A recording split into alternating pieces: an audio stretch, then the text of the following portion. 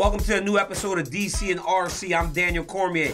That's my boy, the busiest man in ESPN, Ryan Clark.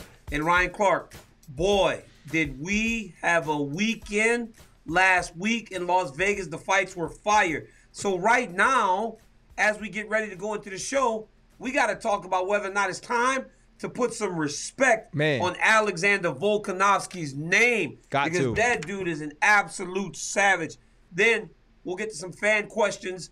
We put out a tweet earlier in the week, and we were flooded with questions for you and I. We're going to get to some of those. And also, we got to tap in. Oh, we got to tap out.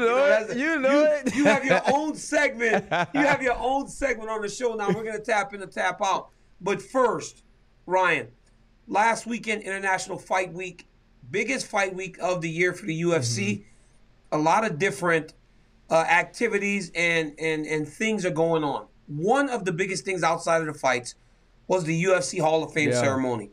George St. Pierre was inducted last weekend as the fighter in the modern wing, the most successful fighter that's ever been put into the Hall of Fame.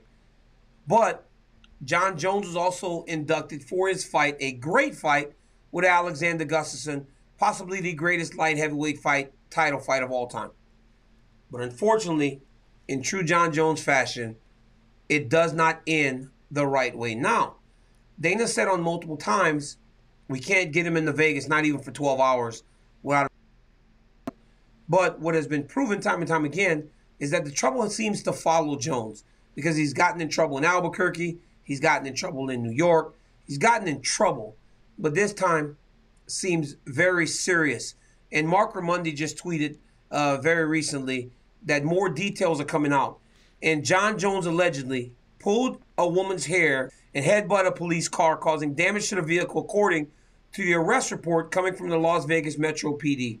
There's more going to be talked about as the day goes on ESPN, because the details are flooding in. I know what I felt initially, Ryan, but as a guy that's watched Jon Jones do so many special things inside the octagon, what do you think of the latest run-in that he's had outside of the octagon? Well, I can be honest with you, DC. I don't have the personal relationship that you have with him. I don't have, any animosity or any emotion as it pertains to Jon Jones. I'm a fan, and I've been a fan of Jon Jones. I was a fan of the Gustafsson fight. I was a fan of watching you two guys do battle in the octagon 2 times. I was a fan of watching him against Shogun, against all these different people who I expected to beat Jon Jones or give Jon Jones a challenge. And so from that standpoint, I'm appreciative of what he's done for the UFC, what he's done for MMA. But when I think about who he is outside of the fight game, outside of the octagon, it actually only brings me sadness. It brings me sadness because it seems that he can't get out of his own way. And not only can't get out of his own way, he doesn't want to get out of his own way. He doesn't seem to be someone that is trying to get out of his own way. And when you have so much talent and when you've been blessed with so many opportunities, it's actually like spitting in the face of those who go to bat for you, of those who fight for you, of those who give you opportunity and opportunity after opportunity to be a good human. See, it's not about Jon Jones necessarily having to be the best of men or the perfect man. It's about Jon Jones doing things the right way in order to continue this career that truly would be one of the greatest of all time in UFC history. He's already sullied who he is as a fighter. There are some people who are never going to accept Jon Jones as the greatest of all time, never going to see Jon Jones as anything but a cheater because of what we know about him. But now to add, whether it's domestic violence, now to add drug charges, to add all of these things that encompass or embody who Jon Jones is, it's truly sadness, because his legacy will never be what it was supposed to be because of his behavior, not because of his output or success in the octagon. Ryan, as a guy that has a real personal relationship with Jones in terms of professional, I said some things back in 2017 before we fought the second time. I spoke to mistakes and how when you make mistakes, they change you. Jones obviously doesn't learn from the mistakes. But I also take a bit of responsibility because I think in a lot of situations, Ryan, you learn when you have to pull yourself up by the bootstraps. And I said on the Countdown show before the fight, the way Jon Jones makes changes is by losing to me. I didn't beat him. Chael Sonnen didn't beat him. Right. So many people didn't beat him. We never forced him to look in the mirror and evaluate his behaviors outside, because all the bad behavior still led to success. Right. And so why change it? Why change it? It's unfortunate. And I remember when I saw Jones and his family on the red carpet for the Hall of Fame, I'm so removed from that rivalry that I actually felt happy for him. Right. Because his little girls they aren't babies no more. Yeah. They're growing up to be beautiful young women. And it looked like he had his family with him. He was going to be celebrated. And then he goes out and does something like that to remind me why I felt so strong about disliking him. Because you start hearing these things, and it's awful. It's actually really awful. And as the details come to light, it's actually going to be much more terrifying to think of the emotions that's tied to this whole thing. Well, you know, DC. One thing that stood out to me when I saw Jones, when I saw him on the red carpet, though, and I've got a lot of friends, Ryan, that are just sports fans.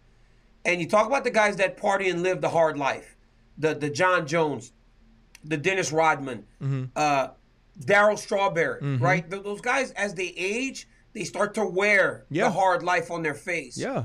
And Jon Jones now, you can see the hard life because he looks a lot older than he really is. He's still a young man, but he looks really old in his face, and so the hard life is showing. And one of my friends brought the Darryl Strawberry comparison to light, and I was thinking to myself, wow, they age. Like, they don't age like DC, you and I, Ryan. You know what else, like, DC? I'm not saying I look great. I'm not saying I look great, Ryan. You are handsome. They don't age like us, Well, because DC, they live the hard life, you know? Yeah, the other thing I think about is I haven't had that type of rivalry with anyone, but I was good friends with Antonio Brown when we played in Pittsburgh, and then we had a falling out. And obviously doing this job, I started to learn some things about him that I kept to myself because I didn't feel like they pertained to football. And we had some experiences that didn't pertain to Antonio Brown playing football at the time. And then when it was an opportunity where those things collided, I spoke on them. And we had kind of this back and forth. And Antonio Brown was continuing to excel even though he had these certain behaviors. And then when those things collided with football, we saw his career kind of go down the drain.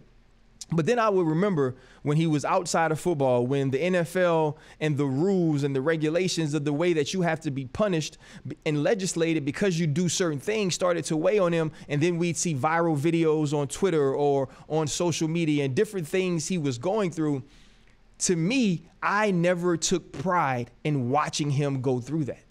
I never felt good that Antonio Brown's talents didn't get an opportunity to be shown in stadiums. And what I did was think to myself, I hope that he gets it right. And so to see him in the Super Bowl play extremely well, to see the way that he was playing this year, those things excited me for him because I remember the relationship I had with him, but also the relationship that he had with football that was different than who he was in life.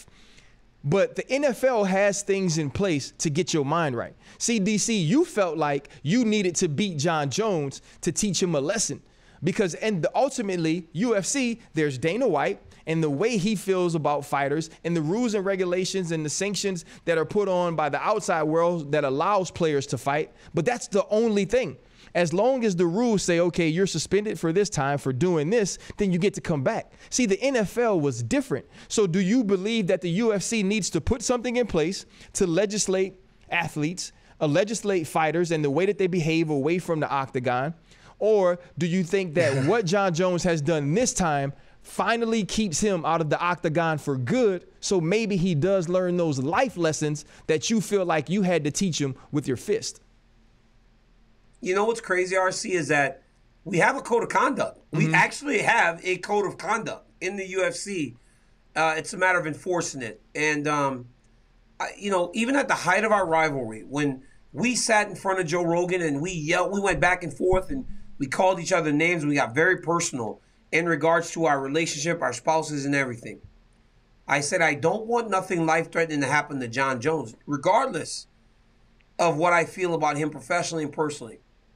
I never found pride, and I still don't find joy in the fact that he is not able to get over whatever demons he is dealing with in this moment and he's dealt with for so long. But there is a code of conduct, right? It's about finding and sticking to that code of conduct. But I think the biggest issue is, right, rap sheet, man. Like, there's been so many different things that have happened. But when you look at Jon Jones, the fighter, he's great.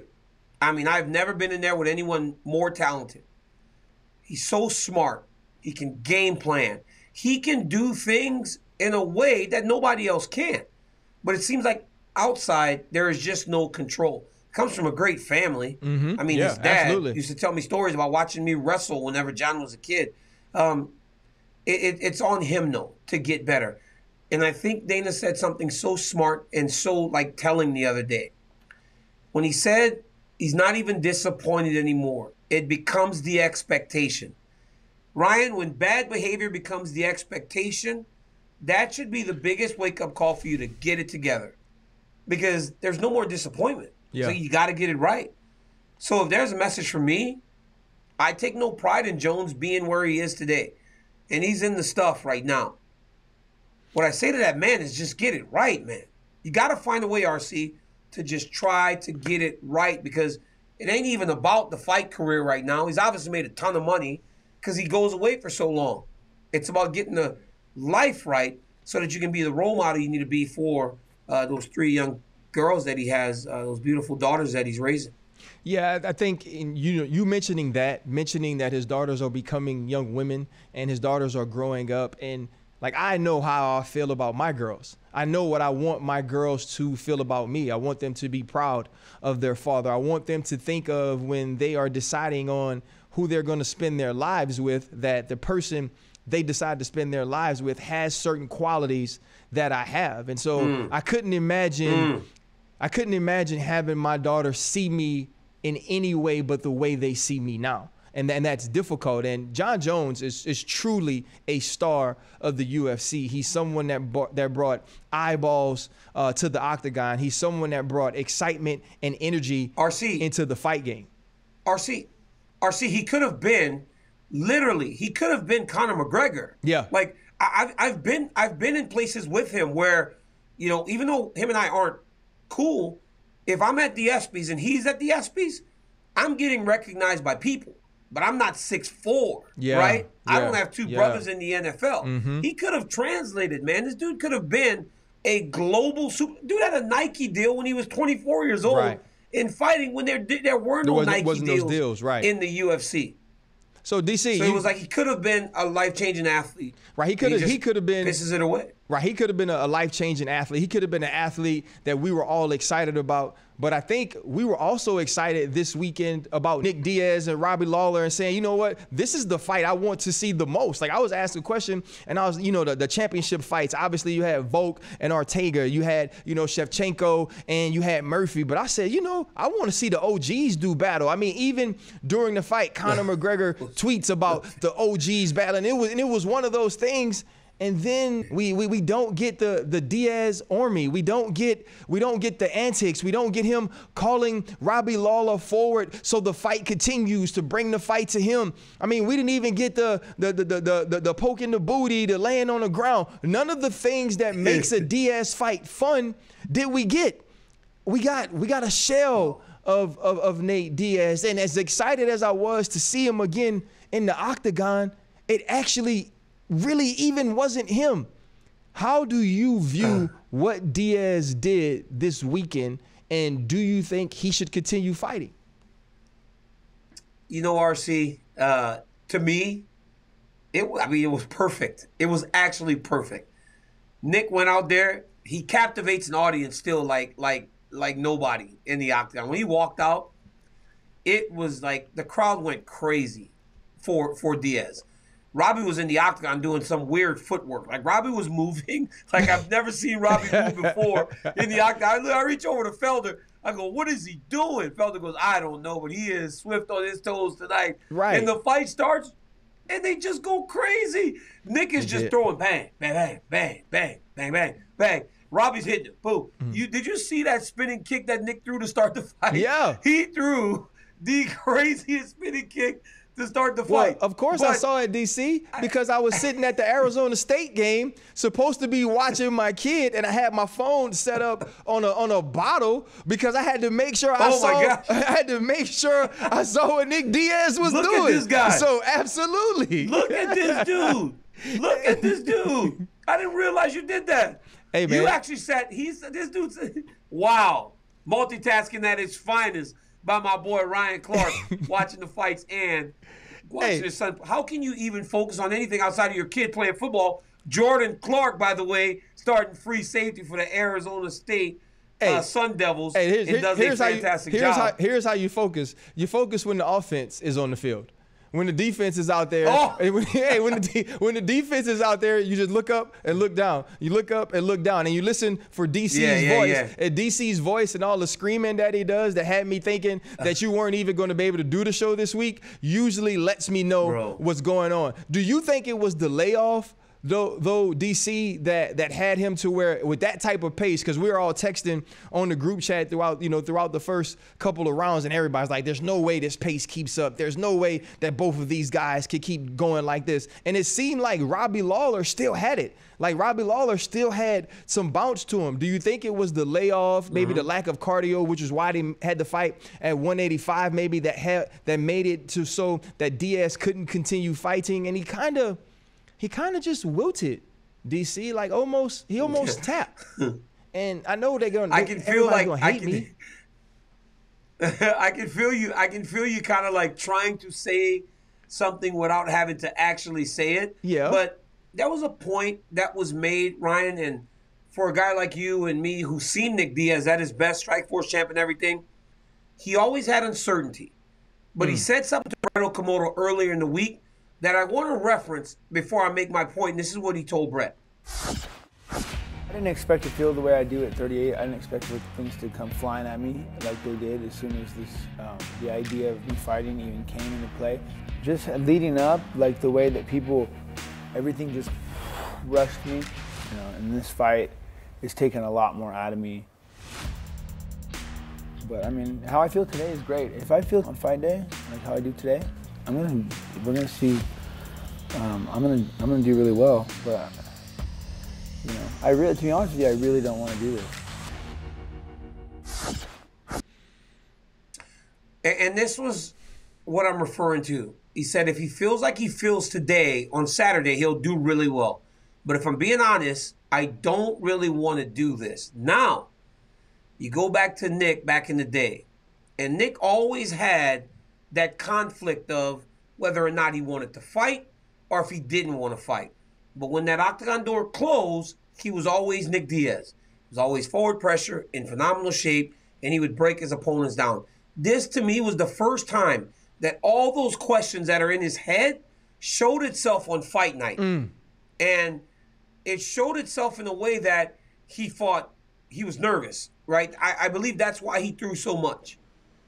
I can almost feel his energy. When I was in the octagon with him afterwards, I can feel that energy of almost relief that it was over when I was talking to Nick Diaz. But Nick Diaz is going to be judged very harshly for doing what he did on Saturday. When the ref told him get up and he's like, nah, I'm good, fight's over. I kind of take a different view of it. Remember, this is Nick Diaz who threw in the towel when his brother was getting beat by Josh Thompson. Yeah. This is Nick Diaz as a veteran of the game who understood this is not going my way. So he pulled the plug. I don't think Nick should be judged as a quitter. I think Nick should be judged as a person that just knew, hey, this is not for me right now. Do I think he's done? No. I think that with the right motivations, Nick Diaz can still go fight. And he can still be fun. And that's what I spoke to him about inside the octagon, how he felt. I told him how fun it was to see him in there and the pace and the pressure and how great a fight it was because that's how I felt. Right. And I think I was speaking from the viewpoint of the whole because it still felt like an experience. Sure, we didn't see the guy that broke down BJ Penn. Right. Sure, we didn't see the guy that did what he did against Paul Daly way back in the day. But we saw a fun Nick Diaz. And I truly believe that it speaks volumes to know. Ryan, I was not mad when Deontay Wilder's corner stopped the fight against Tyson Fury. Right. Their fighter was whipped. They gave him a chance to fight another day. And I think Nick Diaz did exactly that on Saturday night. Yeah, like, I don't fight, right?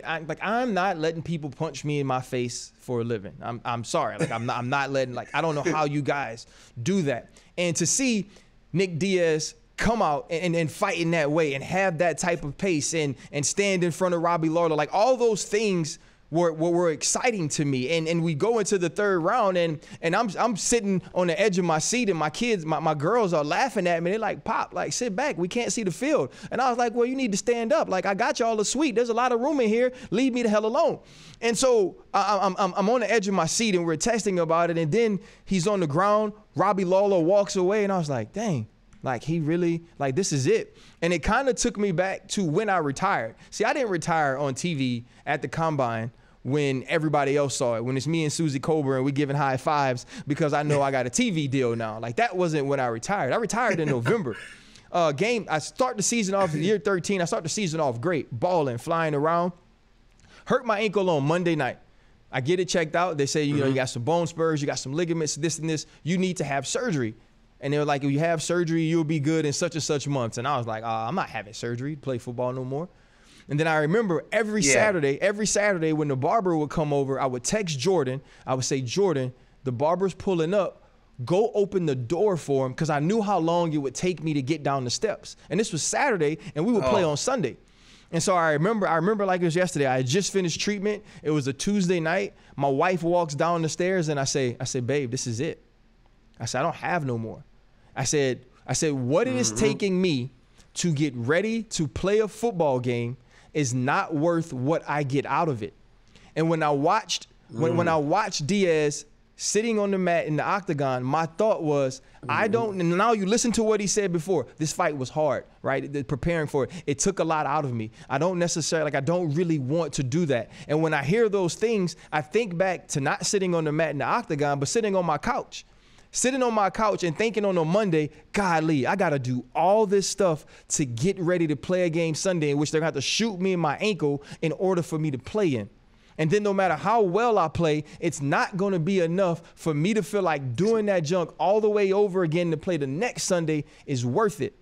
Do you think here that Diaz still wants to fight, though, DC?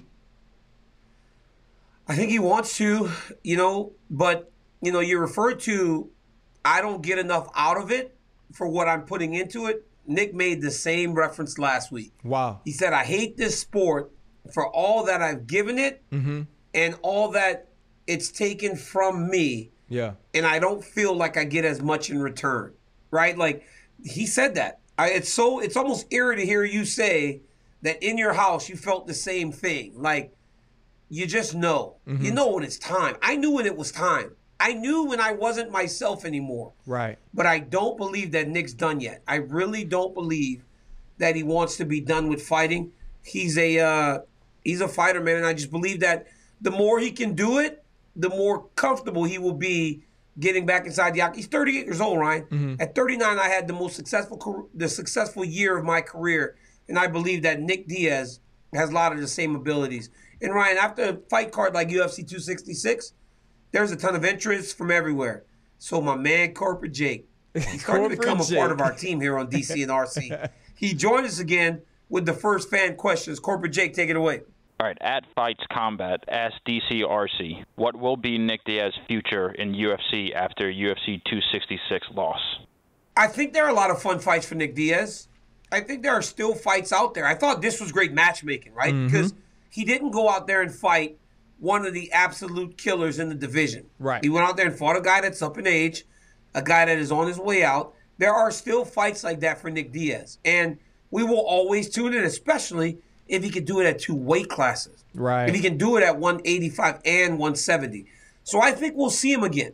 And I do believe that if Nick can get a bit more active, Nick will be more successful inside the octagon because time spent in a lot of instances equals to you being more comfortable and successful every time you step outside of yourself and into the octagon for the UFC.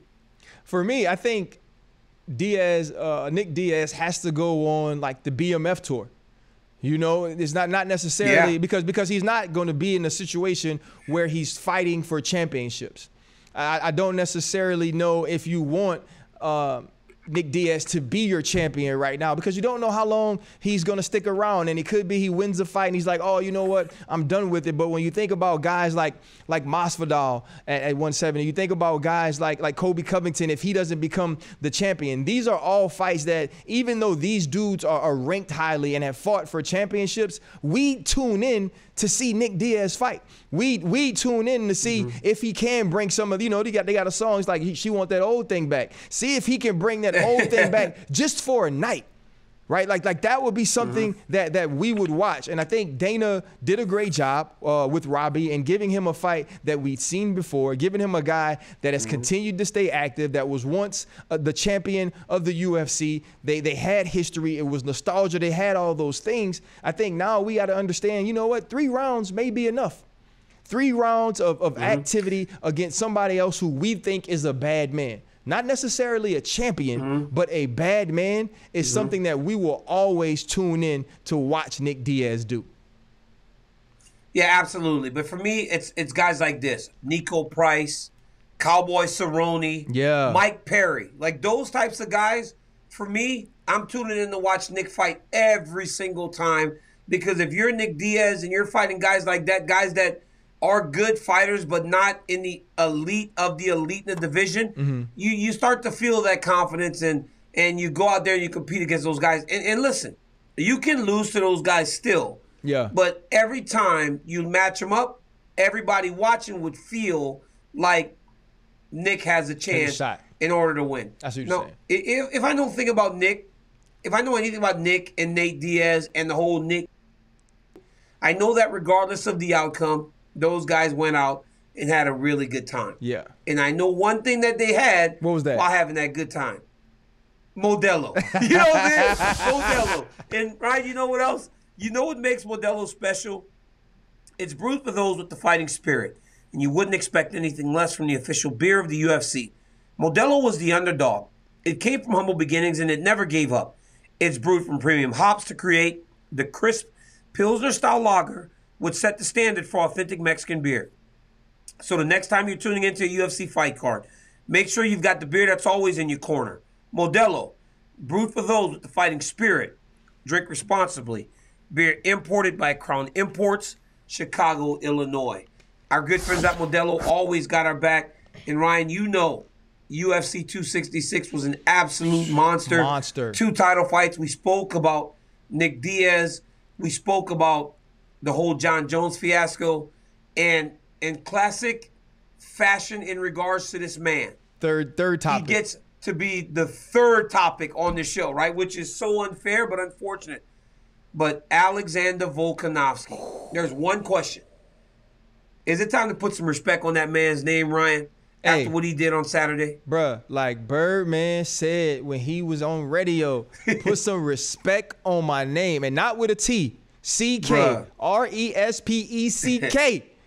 I'm watching the fight, and I feel like he's dominating. I truly did. I'm watching it, and I'm saying, man, Volk is just on his feet. I thought he was quicker than Ortega. I thought he was more powerful than Ortega. And then all of a sudden, the 3rd round, he drops to the mat, and he's in a mounted guillotine, and he's turning purple. Now, also, too, this is a grown adult man that is one of the toughest humans in the world. Rugby player, fought at higher weights, has worked his way to be champion, and his feet are wiggling. Like the guillotine is in so tight, he's trying to find any way to get out of it. And he does. And not only does he get out of it, DC, but when he gets out of it, he gets an opportunity to get into guard, and he's beating on Brian Ortega. And then Ortega gets him into another submission hole, and he gets out of that as well, and he finishes the round with ground and pound. I mean, even enough to stand up and then leap back down. I was like, and my mind is blown. Nothing's happening in the Arizona State game, but people think something is happening. They're looking at me like I'm stupid, and I'm like, relax. Y'all don't have what I have. Like, I got ESPN Plus. They looked out for me because I got a show. And so I'm fired up watching this. And truly, during the fight, I tweet, and right after I tweet, I have to give Alexander Volkanovski more respect. So many times I was focusing on the second decision against Max Holloway and being a huge Max Holloway fan that I wasn't thinking about this man, at least at the time, had 19 straight wins.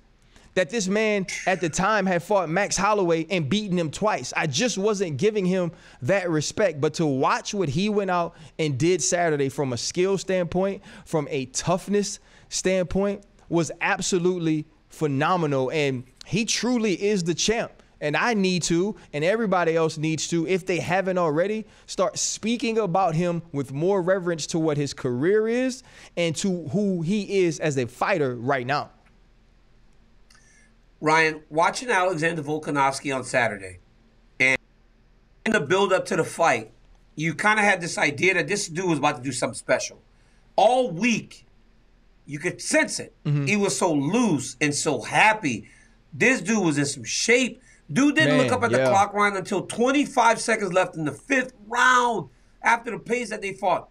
Third round for me is the absolute best round of any championship fight I've ever seen in my life. From the mounted guillotine to the triangle choke to just about finishing Brian Ortega in the 3rd round. It was unbelievable to witness. He is so skilled technically. He is so smart, and he makes adjustments on the fly like no one I've ever seen before. Now, when you're sitting at the commentary table and you're talking about the fight, and while you're giving Volkanovski his flowers, the story becomes how his opponent is surviving. That tells you how dominant that you are. There is no compliment higher to a champion that the best someone can do is survive and be tough and durable. Brian Ortega didn't give up on himself. No, he kept trying, but he just didn't have anything for Alexander Volkanovski. Alexander Volkanovski, 20 wins in a row now. Hey, not many guys start their UFC careers 10-0. Anderson Silva did it. Royce Gracie did it. Khabib Nurmagomedov did it. Very few people do that. This guy joins that list. And it's time to respect Alexander Volkanovski for who he is. And I'm telling you, man, I saw him at the Raider game the other day, and he was holding the belt, and he was drinking a shoey, and it put a big smile on my face, right? Because it seems like he's finally going to get the appreciation that he so rightly deserves. And not only is he a tough guy and a good fighter, he's like, Max Holloway, you don't even have to fight again. I'll fight you, whatever. If people have questions, then let's do it. This dude, if they tell him it'll be Giga Chikadze, who's won 7 in a row, he'll say, let's do it. He's a fighter, man. He's a fighter's fighter, and he showed that. But on the other side, now you have Brian Ortega, who has now fought for the belt twice. And in those title fights, he gets beat up, man. T said he's so tough that he gets beat up. Now, you look at these strikes, right? He's minus 306 in terms of what's landed against him and what he has landed in 2 championship title fights. I understand Max Holloway and Alexander Volkanovski are different. They're the elite of the elite. But you said something on Saturday that rung so true, at least today, in regards to Brian Ortega.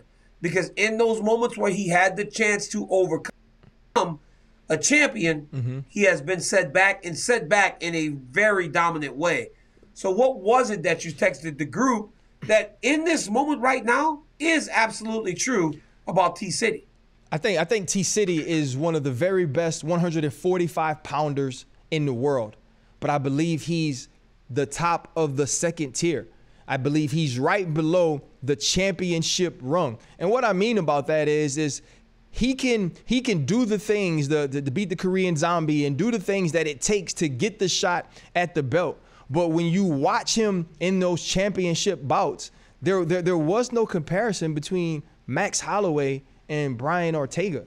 When I got this job, as a matter of fact, when I got this job and my son was home right before he came back to school, he's a huge Max Holloway fan, as I am, and we were talking about certain fights, and I was like, Jordan, you have to go watch Max Holloway against Brian Ortega. I was like, that was some of the best striking, some of the most dominant striking I've ever seen from one fighter over someone who was such a high contender.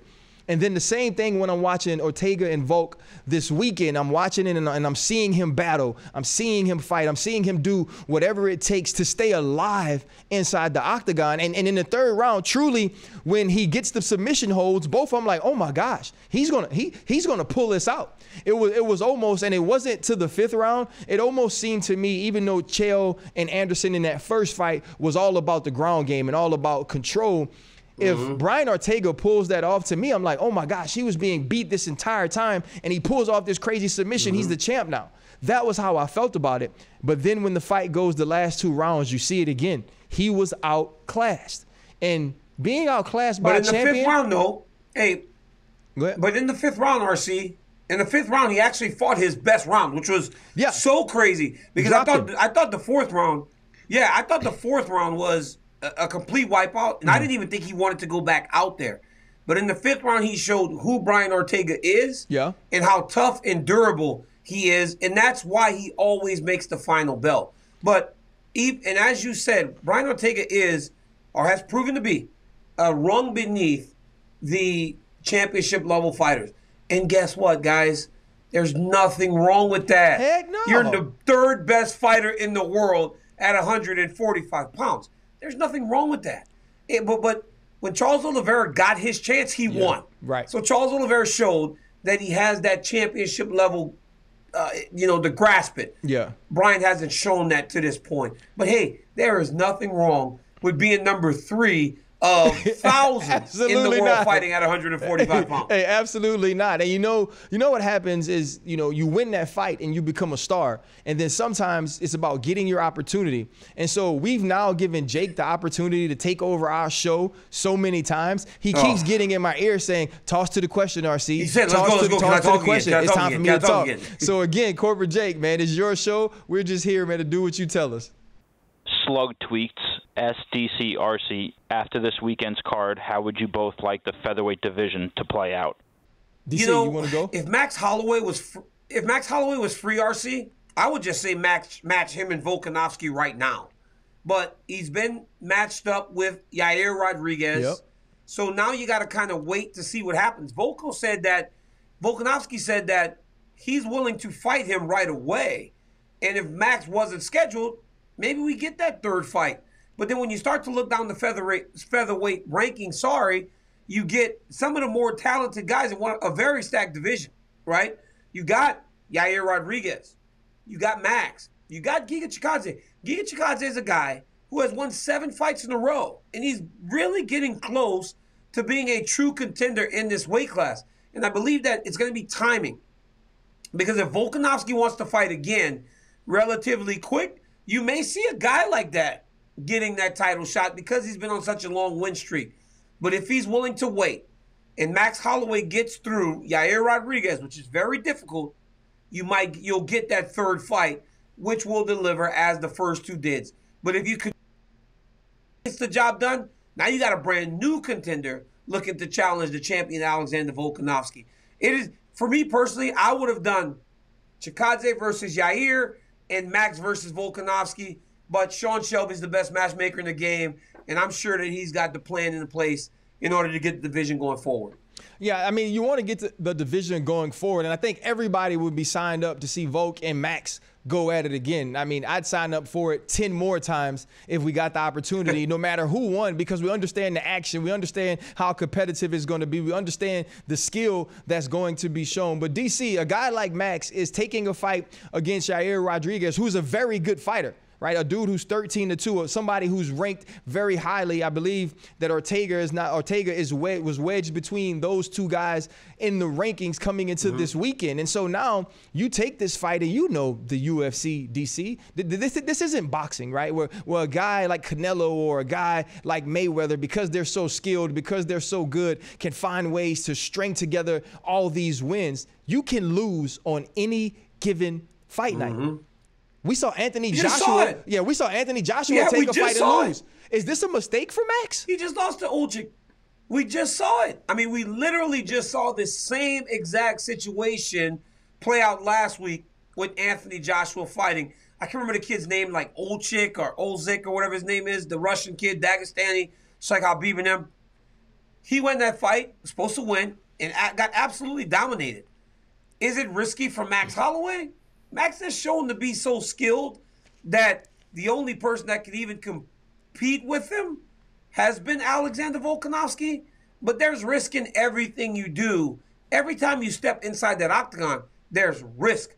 But if you find faith in anyone, and I'm taking the whole game off of me and Max going back and forth to each other, that's my boy. Right. I have faith in Max Holloway in terms of him going out there, getting his hand raised, and earning another shot at the champion, Alexander Volkanovski. DC, I like the way that you had to point out to people that Max was your boy. I mean, we obviously know with the history of this show that Max is truly my boy. That it's starting to seem that fighters like me more than they like you. And that's okay, DC, that I have become a fighter favorite because they're my favorites. But I think you were taking pictures inside the octagon with champions this weekend. DC, you want to tell us a little bit about that? And maybe give us a little reason why you needed a picture with this champ. This is Valentina. I mean, everybody knows. Right. This is the most skilled female fighter in the world, Valentina Shevchenko.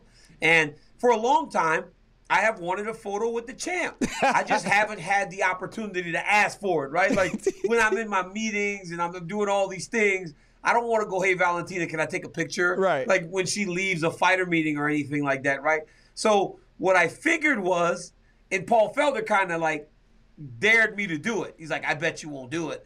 And I was like, okay, I want my photo. And so I did it. So when I get up there, she's happy, Ryan. She's as happy as she's going to be. Right. This is the moment that she's going to be smiling. There's relief. She's not going to say no in front of all these people. So I go, hey, champ, I've always wanted a photo. Can somebody snap the picture? And I mean, what a beautiful photo it is. Look at that. What a nice picture. I don't know, her corner man in the back seems very upset that I asked for the photo. But me and the champ are smiling as big as we can be. And it was great.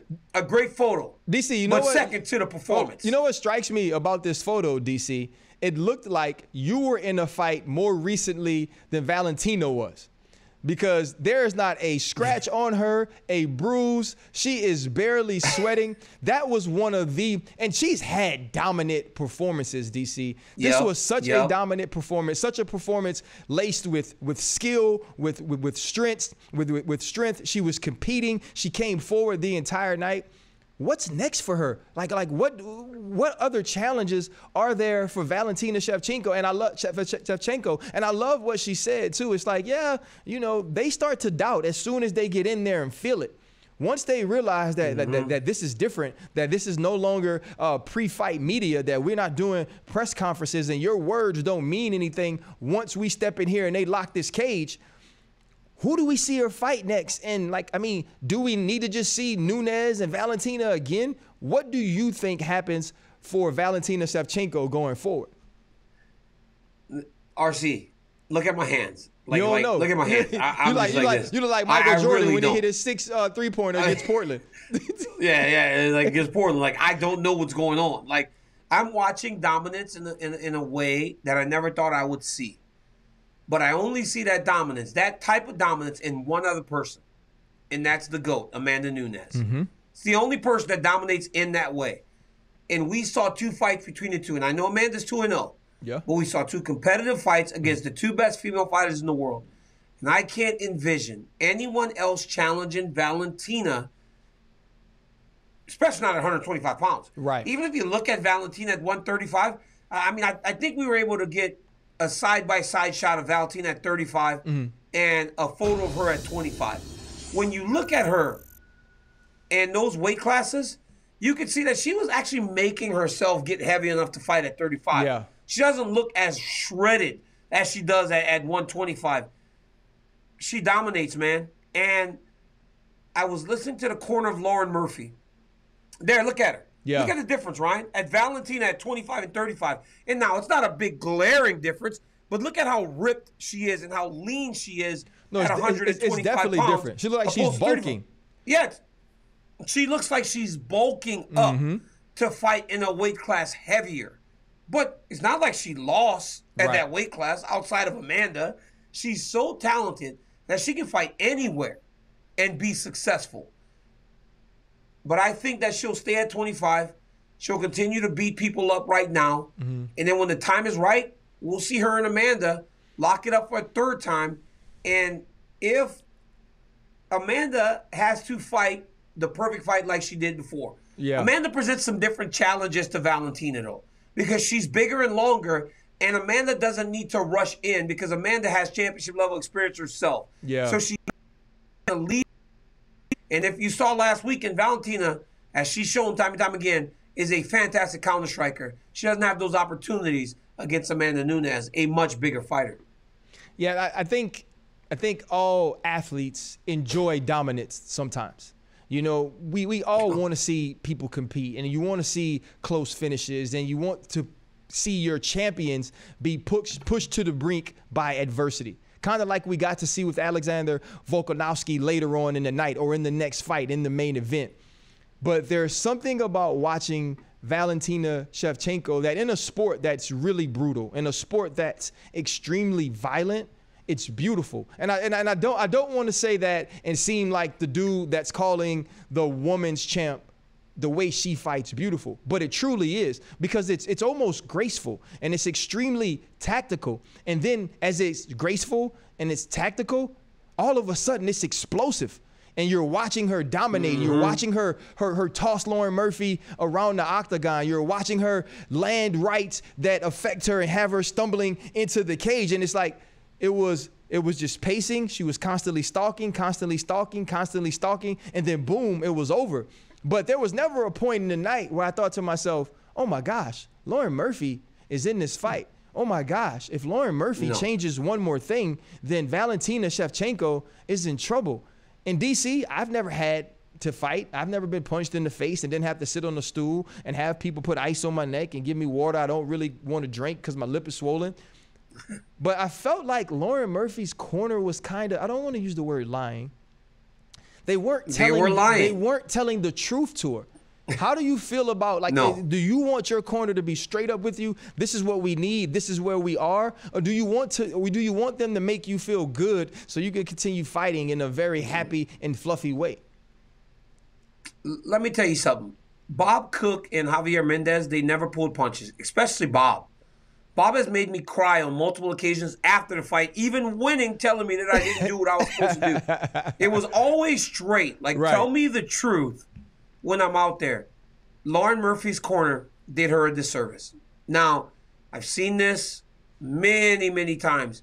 You know, I remember back in the day, I watched Diego Corrales fight against Floyd Mayweather. Yeah.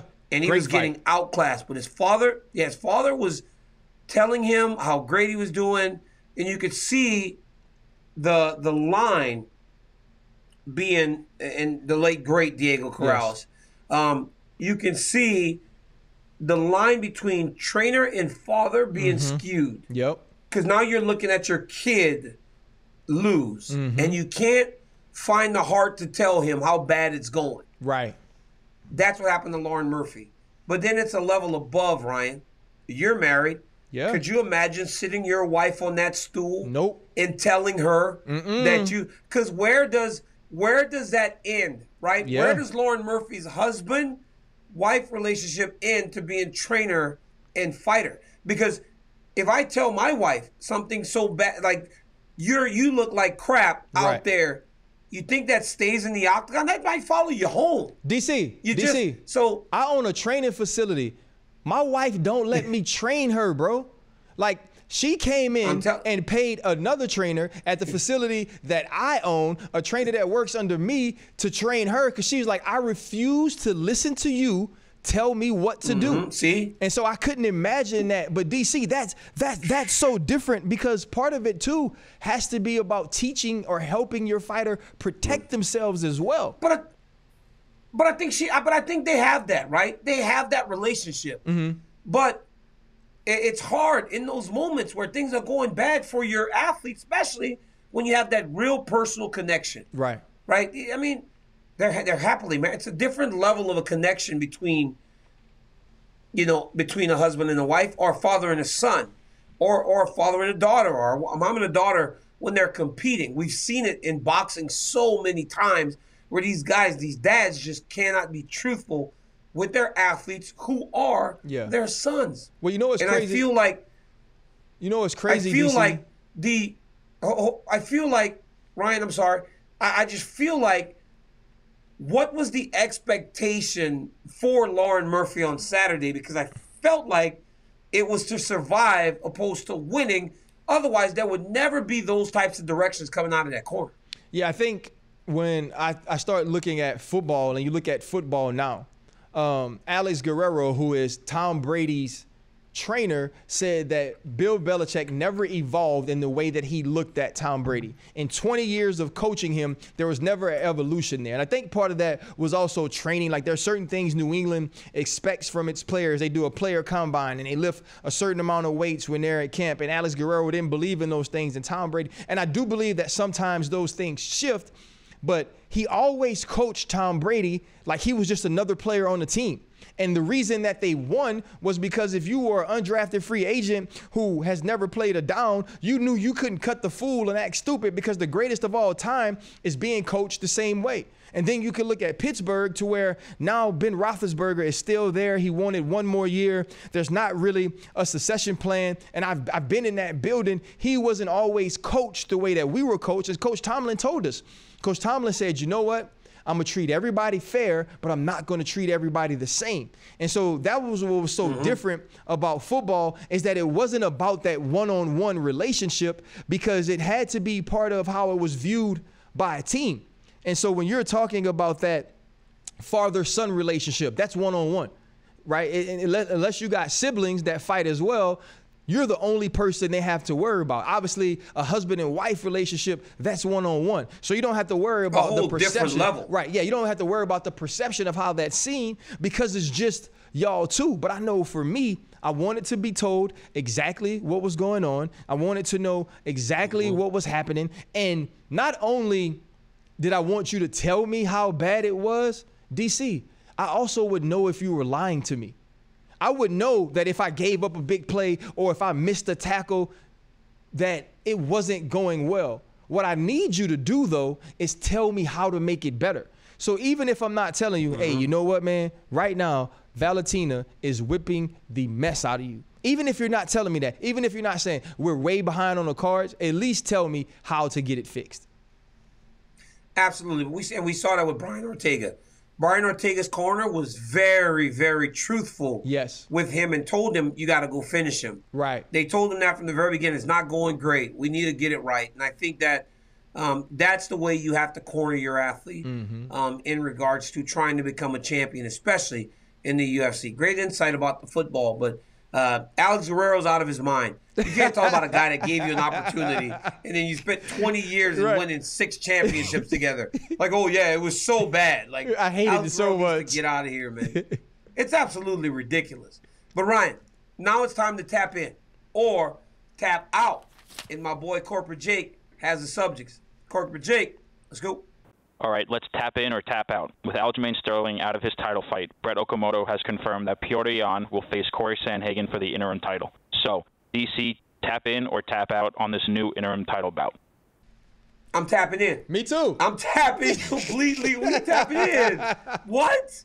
Are you crazy? Petr Yan versus Cory Sandhagen? Yeah. I mean, did you say that's the interim title? Look, interim title. Now, RC, I love this fight. It's an exciting fight, maybe even more exciting than the original fight. Because Sandhagen lost a very close decision to TJ Dillashaw. Now, I do believe one thing. I believe that Aljamain Sterling accepting the fight and saying, I'll fight, saves him. Because if he would have just said no earlier, maybe they would have stripped him of the belt. Right. But now there's an interim title opposed to it just being an outright championship fight. But I'm absolutely in. I'm tapping in, RC. Yeah, I'm tapping all the way in. And this makes me think back to Cory Sandhagen's comments after TJ Dillashaw. And Cory saying, you know what? They're telling me I'm still one fight away.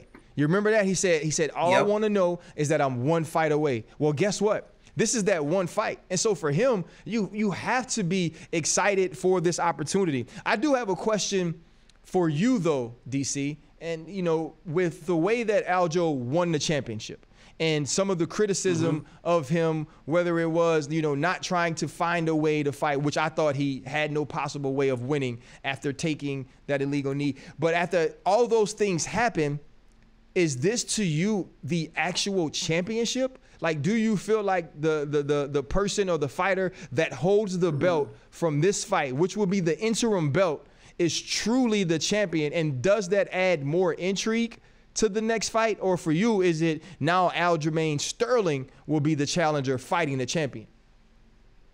Aljo can get healthy, but Aljamain's the champion, right? Okay. Petr Yan did something illegal. It was his fault, RC. Like, he didn't have to knee Aljo in the head, right? Yep. Like, Aljamain Sterling, for as much as he did wrong after winning the belt in regards to how he was behaving, he didn't do anything wrong in the fight. Petr Yan got justly disqualified for throwing an illegal strike that Aljo should not have been expected to continue from. Aljamain's the champion, but he will now have the interim champion, the most legitimate interim championship in the UFC, though. Because if Petr Yan wins that belt, now you got the guy that was ahead in the bantamweight title fight holding the interim championship. Jake, what's the next subject? Tyron Woodley pays up on his tattoo bet with Jake Paul. So, RC, tap in or tap out on Woodley's tattoo? I'm tapping out. I'm tapping out. You got to come. Hey, you got to come fight me. Even if it's on that finger, I do not care, because in the end, I got it. One, I wouldn't agree to it in the first place. And maybe you agree to it because you figure you can't lose and you're going to win and you're confident and all of these things. But I'm not doing it. I'm not getting nothing for no other man tattooed on me. If his name is not Jordan Clark, if his name ain't Michael Clark, if his name ain't none of those things, or if he ain't dead, I'm not tattooing nothing on me for you. And especially, and you got to beat me way worse than that, because there has to be some fear that I can lose the subsequent fight for not getting the tattoo. So hell no, I'm tapping all the way out. I'm doing what I would have done if Ortega would have got me in the same guillotine that he got Alexander Volkanovski in. Tapping out. I'm tapping completely out, RC. RC, I can't tap out enough. Listen to me. I can't find a way to tap out. I'm tapping with two hands. I'm tapping like James Toney. Remember when James Toney got caught in that arm triangle against Ben? He threw his arms up and wasn't even tapping his body. I'm not really sure why y'all put him in there with Couture. Tony, bro. Hey, bro. Not really sure. I'm tapping completely out. Bro, what is going on, T-Wood? I mean, hey, man. Hey, Ryan. Money talks. You know when they say, hey, Ryan, you know when they say you can't renege? You can't renege on the bet. Man, I'm reneging. I'm reneging, son. I'm reneging, son. I'm telling you exactly what you want to hear, and then I'm not doing it. There's no way you tattoo that man's name on your body regardless. You got to fight me again. This is crazy. And I'm sure, crazy, man. I'm sure Tyron thought it was cute that he put it on that finger, it's not. But I don't care. It is not. Ryan, don't matter. Ryan, it don't matter. I don't care. Man, go cover that tattoo. Plus, you know Jake Paul was going to play him. So then Jake Paul, like, he put something out saying that Tyron knows how much taxes he got to pay. Now he wants to get the tattoo. There's no way, man. That dude's tripping. He's tripping. I'm not getting no tattoo. Well, I'll tell you what, Sorry. DC. I tell you what. If we keep doing this show and I keep loving it and having as much fun, maybe I'll just get me a DC and an RC tattoo. This has been so much fun. We got into 266. We got to hear about what the new matchups will be in the UFC, and we still don't know if Shevchenko has any challengers other than Amanda Nunes. So we started with a lot of questions in regards to Valentina and Amanda and everybody else. We still have those same questions. But Ryan, it has also been very fun, obviously. The show gets better and better every single week. Corporate Jake has completely come into our house, taking the shoes off, over the show. and he lays on the couch. I mean, he lives on the couch now. The guy doesn't get off the couch, turn the TV off. But it's been great. It's always fun. I cannot wait till Tuesdays. Guys, make sure you tune in, subscribe, like, download, watch DNRC next week. Peace.